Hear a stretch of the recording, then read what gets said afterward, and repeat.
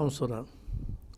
Pai querido, mostra-nos mais uma vez o que queres para a nossa vida através da Tua palavra. Mostra-nos o caminho, ensina-nos, em nome de Jesus. Amém. Amém. Deus tem uma igreja nesta terra? Essa é a grande pergunta que vamos a tentar responder no estudo de hoje. E se Deus tem uma igreja, como identificar essa igreja? Como saber qual é essa igreja? Por nome? Onde está? Em que país está? Se eu perguntar a um adventista qual é a verdadeira igreja de Deus nesta terra, ele vai dizer a igreja adventista. Se eu perguntar a um batista, vai ser a igreja batista. A um católico, a igreja católica. Todos dizem que a sua igreja é a igreja de Deus. Mas qual é a igreja de Deus? Eu vou lhes contar uma pequena experiência. Um dia, eu era um jovem pastor lá na Amazônia e tinha que realizar uma cerimônia batismal e eu ainda não podia batizar, não era pastor ordenado para batizar. Então, mandaram um pastor para mim. Só que o pastor tinha que chegar a um lugar distante, umas 7 horas de onde eu morava. Eu não tinha tempo para ir a procurá-lo. Então mandei um jovem índio e falei, você vai esperar o pastor Aguilar que está vindo para fazer o batismo.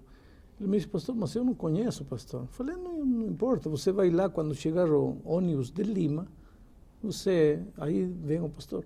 Ele me disse, pastor, mas no ônibus virão pelo menos uns 40 passageiros, como eu vou saber qual é o pastor Aguilar? Falei, é muito simples, eu vou te dar um papel e vou te escrever as características. O pastor Aguilar é um homem já de idade, aposentado, cabelo branco,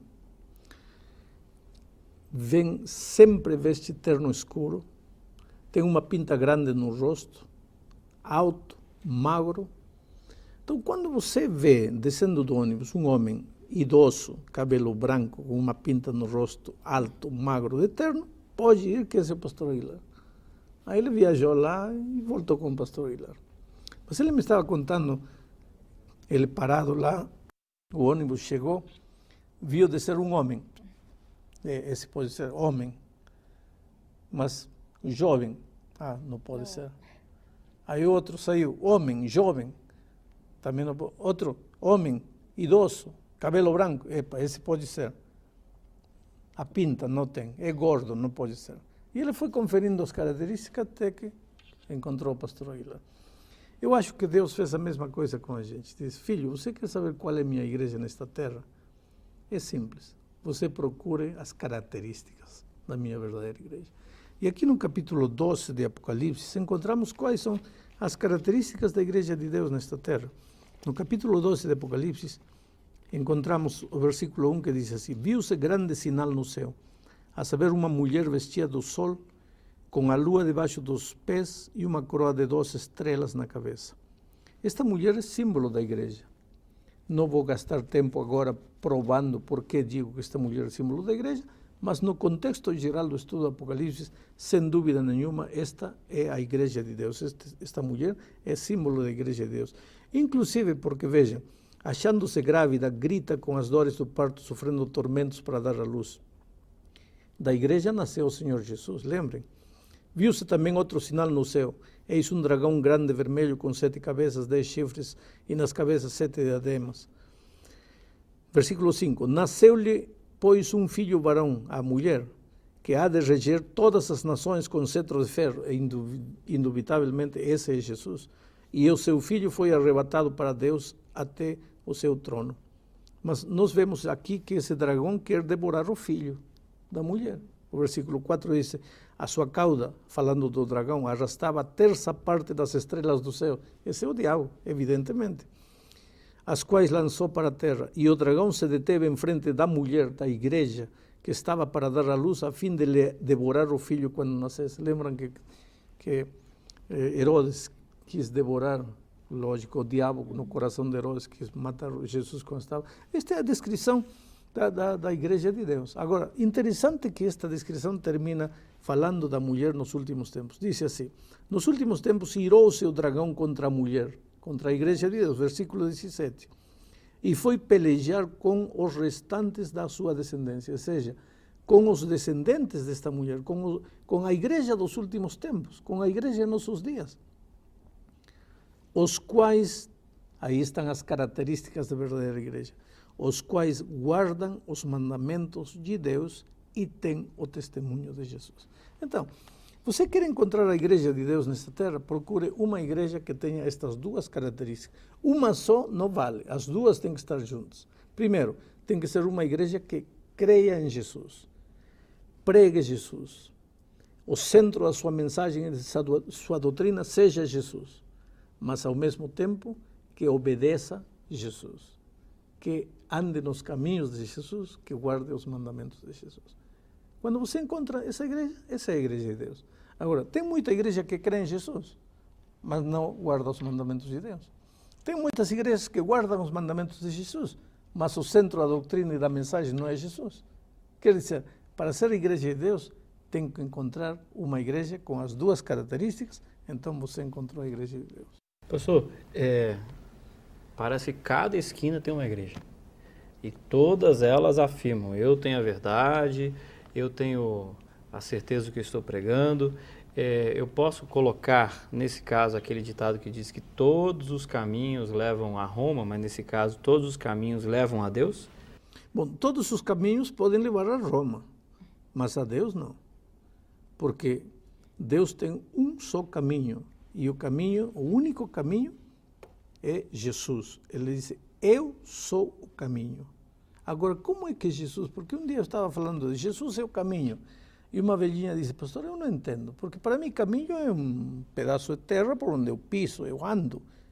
Jesus é o caminho, quer dizer que eu tenho que andar em Jesus? Como é que Jesus é o caminho? Jesus é o caminho através de sua palavra, ele te mostra. Todas as igrejas podem dizer, eu tenho a verdade, muito bem, agora a ti Deus te deu olhos, te deu entendimento, te deu cabeça, para, a ver, quero ver, o que diz aqui? A igreja fala uma coisa, mas aqui diz outra coisa, então a igreja não está certa, aqui está certo, a palavra de Deus que está certa, não é a igreja. Pastor, só uma coisa, eu estou entendendo mais ou menos o que o senhor está falando, mas minha dúvida é a seguinte, não parece um pouco radical, um pouco exagerado, afirmar que no meio de tantas igrejas Deus tem uma única? E é uma? É que o radical não sou eu, o radical é Deus. Te digo por quê. Na Bíblia existem muitas figuras da igreja de Deus. Por exemplo, quando Cristo voltar, ele vai encontrar ovelhas, que são os filhos de Deus, e cabritos. Só dois grupos, ovelhas e cabritos. Ele não encontra ovelhas, elefantes, girafas, ursos, leões, cabritos. Não. Ovelhas e cabritos, só dois grupos. O grupo que é de Jesus e o grupo que não é de Jesus. Ele conta a parábola das virgens prudentes às virgens loucas.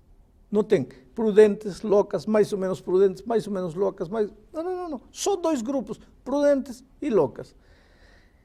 Ele usa a figura da mulher vestida de branco, igreja de Deus, mulher vestida de vermelho, igreja que não é de Deus. Ele usa a figura enfim, muitas figuras, a igreja do vale, a igreja da montanha. Só duas figuras. Na mente de Deus não há muitas igrejas. Em nossa mente há muitas igrejas. Na mente de Deus só tem duas igrejas. A igreja que é dele e a igreja que não é dele. Mas, pastor, como é que a gente pode afirmar que uma igreja está repleta de fiéis ali, sinceros, pastores que aparentemente usados por Deus realizam milagres, curas impressionantes, né? Dizer que a igreja como é que agora a gente vai dizer que aquela igreja não é verdadeira? Não é verdadeira. E todas falam de Jesus. Exato. Então, volto a repetir um texto que eu acho que em lições passadas já mencionei, mas este texto é chave, porque capítulo 7 de São Mateus diz assim: nem todo o que me diz Senhor, Senhor entrará no reino dos céus. Não basta dizer Senhor, Senhor. Não basta fazer milagres. Diz, aquele que faz a vontade de meu Pai que está no céu. Muitos naquele dia han de dizer-me, Senhor, Senhor, porventura não temos profetizado em Teu nome não expelimos demônios, em Teu nome não fizemos muitos milagres? Então eu lhes direi explicitamente, nunca vos conheci. Aí está. Não basta dizer Jesus, Jesus. Ora, se de dizer Jesus, Jesus dependesse da salvação, todo mundo estava salvo. Mas acontece que para pertencer à Igreja de Deus, tem que crer em Jesus, seguir a Jesus, amar Jesus, mas andar nos caminhos de Jesus, que é o caminho da obediência, o caminho da sua palavra escrita. Pastor, Jesus estava aqui na Terra, ou esteve aqui na Terra mais ou menos 2000 anos atrás, né? E ele que, a partir dele, nasceu então o cristianismo, essas coisas todas. E ele teve os seus discípulos, que eles sim foram o início da sua igreja. De lá para cá tem uma história, de lá para cá tem um povo, de lá para cá tem uma linha no tempo, onde algumas pessoas dizem assim, não, eu faço parte da igreja constituída por Jesus na Terra quando ele esteve aqui. Só que passaram 2000 anos. E me parece que nesse período aí outras coisas foram colocadas sem ser essas características que estão aqui. O que mais interessa? A história ou Apocalipse capítulo 12, versículo 17? Veja, quando Cristo esteve nesta terra, estabeleceu sua igreja. Aí estava a igreja de Deus. Por que era a igreja de Deus? Porque o centro da sua vida e da sua mensagem era Cristo. E porque, além disso, esse grupo de 12 obedecia aos mandamentos de Deus. Eles obedeciam tudo, está claro aí. Enquanto esse grupo, Cristo foi aos céus, deixou o grupo foi crescendo. 50, 100, 1000, 5000. Enquanto Cristo fosse o centro da mensagem e eles guardassem os mandamentos, continuavam sendo a igreja de Deus. E vinha através da história. Chegou um momento em que Cristo continuava sendo o centro da mensagem, mas alguém disse assim, olha, o quarto mandamento já não é o dia santo, agora o dia santo é o domingo, já não é o sábado. No momento em que a igreja começou a desobedecer a Deus, deixa de ser a igreja de Deus. Mas ao longo da história, Deus sempre teve um remanescente, um grupo de fiéis, obedientes, que historicamente ficavam nas montanhas obedecendo a Deus. O lema deles sempre foi, é preciso obedecer a Deus antes do que somos. Obedecer a Deus não é fácil. Agora, pastor, eu acho que eu nunca fui tão direto em uma pergunta para o senhor nesse momento. E eu vou ser bem direto. Hoje, qual é essa igreja, esse povo remanescente? Eu queria que o senhor me colocasse isso de forma muito clara e eu queria que o senhor defendesse o seu ponto de vista, a sua ideia. Se você acha que eu vou fazer propaganda da minha igreja, não vou fazer. Eu vou te dizer, Deus te deu sabedoria, Deus te deu inteligência, procure uma igreja que creia em Jesus, tenha Jesus como centro da sua mensagem e que guarde os mandamentos de Deus do jeito que está em Êxodo capítulo 20. Mas eu vou Essa insistir. É a igreja de Deus. Eu vou insistir. O senhor segue uma igreja. Por que o senhor segue essa igreja? Porque encontrei uma igreja que prega Jesus, o centro da sua mensagem é Jesus, o centro da sua vida é Jesus e guarda os mandamentos de Deus. Por isso estou na igreja onde estou. Pastor, agora, digamos que eu estou numa igreja, estou ali com sinceridade de coração, estou ali achando que estou na igreja verdadeira, não é? Eu corro algum risco com relação à minha salvação? Vou te ler um texto. Tomara que eu consiga achar este texto. Sim, está aqui. Hebreus capítulo 10, versículo 26. Diz assim, porque se vivermos deliberadamente em pecado, depois de termos recebido o pleno conhecimento da verdade, já não resta sacrifício pelos pecados. Que pecado? São João disse, pecado é a transgressão da lei. Que lei? Êxodo 20. Que diz o quarto mandamento? Lembra-te do dia sábado para santificá-lo. Você não guardava o sábado porque você não sabia Então, aquele que sem lei pecou, sem lei será julgado. Mas, se um dia, diz aqui, depois de ter recebido o pleno conhecimento da verdade, você continua fazendo o que fazia, já não resta sacrifício para você. Isso é contundente. Você está dizendo que se eu ficar sabendo da verdade, né, e não mudar a tempo, eu estou perdida. Sim, porque você está sendo contumaz, está sendo teimosa, está sendo rebelde, não contra mim, sino contra a palavra de Deus. Então eu preciso ser humilde diante de Deus. E pode me parecer, um jovem universitário um dia me disse, pastor, quer dizer que toda a minha vida estive errado. Não, filho, você não estava errado, você estava crescendo. Você serviu a Deus na luz que tinha, mas agora você se confrontou com uma luz maior, vai fazer o quê com a verdade? Pastor, eu estou numa igreja, tá? Essa igreja é boa, o pastor é muito bom, a música é muito boa, eu tenho muitos amigos, minha família está ali, está 99% de acordo com essa descrição que o senhor acabou de me dizer aqui. Mas vamos supor que não guarda os mandamentos, ou pelo menos não prega, não tem como parte da sua cultura dentro da igreja ou da sua doutrina, né? Que o senhor acha que eu devo fazer nesse momento? Eu deixo tudo para trás, deixo religião, deixo a minha história, família, né, em função de uma nova descoberta, por exemplo? Quando Cristo esteve nesta terra, disse, aquele que não deixa pai, mãe por causa de mim, não é digno de mim. Na vida a gente tem que tomar decisões. Outro dia eu entrei num avião e uma menina chorava e chorava e chorava. Eu falei, mas por que você chora? Porque não quero ir. Estava indo para os Estados Unidos. Falei, então por que está indo? Não, porque não quero ir, estou deixando meus amigos, meu namorado, meus pais. Então para que está indo se não quer ir? Não, porque tenho que estudar. E para que vai estudar? Não, porque quero uma profissão.